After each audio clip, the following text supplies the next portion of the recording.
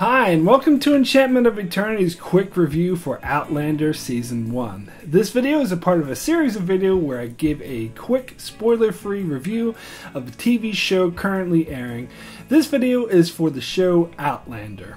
So Outlander is apparently based off a beloved series of novels and was created and is produced by Ronald D. Moore, most known for being the showrunner behind Battlestar Galactica.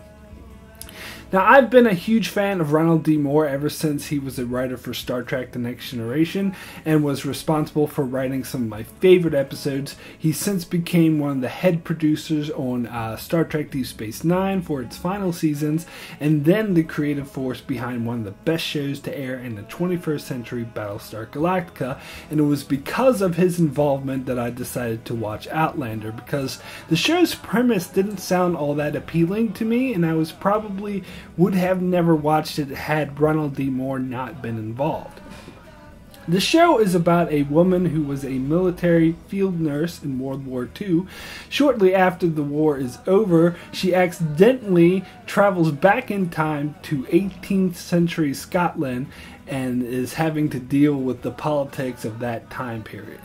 So frankly, that didn't sound all that original or interesting to me, but since Ronald D. Moore was involved, I was trusting that he would make the show exceed my expectations and make the most out of a bland premise. But unfortunately, that wasn't the case, and rather than exceed my expectations, the show was even worse than I thought it would be. First of all, my suspicions about the show's plot being nothing new was totally confirmed, as it was the typical story about someone trapped somewhere where her whole goal was to get back home, and several times they played out like, ooh, she might manage to return home, but you know that's not going to happen because then the show would be over. And overall, this show played out pretty much like a trashy, low-quality romance novel. I cannot speak to the quality of the novels the show is based on, only the show itself, and based on that, it plays out like a typical cliched historical fiction romance with all the quality and depth of a 1990s low-budget syndicated show like Hercules or Xena Warrior Princess. Oh sure, the budget on the show itself is huge, with cinematography and set design and decent acting and wide, beautiful landscapes, but the writing and character development is subpar to say the least, and storytelling is beyond predictable. Upon arriving in 18th century Scotland, the lead character Claire, who is married in the 20th century, meets a big hot beefcake in the form of a gentle Scottish warrior who is the cliched fantasy of what modern day housewives envision the perfect man to be, and it was beyond obvious they were going to force an overly cliched love triangle and that she would fall for him. And in the following episodes, that's exactly how it unfolded, and the writing was clunky and obvious beyond belief, and not the least bit believable.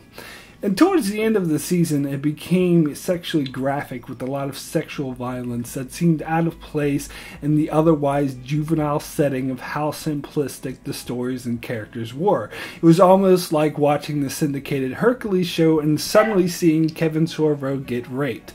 The main villain was played by Tobias Menzies, probably pronounced that wrong, who I know best for playing Edmure Tully on Game of Thrones.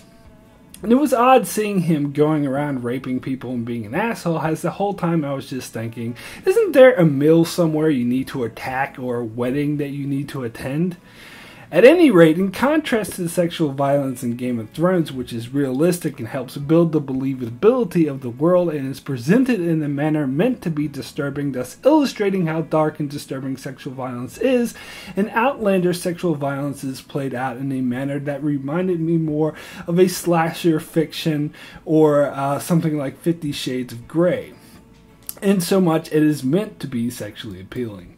This to me is the definition of gratuitous, unlike Game of Thrones, as a character like Ramsay Bolton is a realistic portrayal of how those in that time period would treat brides in arranged marriages or on their wedding night. In fact, that character was so well put together and believable, it would have been unrealistic had he not behaved in the manner that he did, compared to this show where it seemed completely out of character and unrealistic for Edmure Tully to suddenly rape the hot beefcake, as it was horribly written in a clunky way to show how evil this cardboard cutout is, rather than realistically portray what life in medieval times were actually like in Game of Thrones. I heard some reviewers refer to this show as the Scottish 50 Shades of Grey, and I think that's pretty accurate. I would call it Quantum Leap meets Xena meets Dr. Quinn Medicine Woman meets 50 Shades of Grey. It's marketed as a science fiction show, but I don't really think of it as such. It's more like a historical drama with some fantastical elements. In fact, the fact that Claire is from the future is barely relevant to the story, and it very much could have just as easily made her character a foreigner from that time period, as it's just a typical fish out of water story. I mean, to show how cheesy this show is, it even has like a title sequence for the title of each episode that shows a set that's relevant to the episode, and it has like the title played out. This is right out of a 1980s TV show. I'm surprised they didn't have some guy doing a suave voiceover to go with it. Tonight's episode is called To Ransom a Man's Soul. It's the episode in which the hot beefcake is repeatedly raped by Edmure Tully when he should be out attacking a meal somewhere. Hope you enjoy it. So, my rating for Outlander Season 1 out of 10 is a 2 extremely poor. This show was just awful, and it wasn't just the fact it was meant to appeal to women. It's that it's meant to appeal to the lowest common denominator, and I would be just as harsh on it had it attempted to appeal to the lowest common denominator of men. It was simplistic, predictable, and cliched, offering nothing new. This has severely lowered my opinion of Ronald D. Moore, who I will no longer trust to make quality shows. And the answer to will I watch the next season is a resounding no. Hell no or no way in hell are also acceptable answers. I was surprised I managed to sit through the entire first season, and I'll be damned if I'm going to subject myself to a second. So that's it for my review on Outlander Season 1. I'll be back every Monday for another quick review on the show currently airing, so be sure to subscribe so you can keep up with all that, and thanks a lot for watching.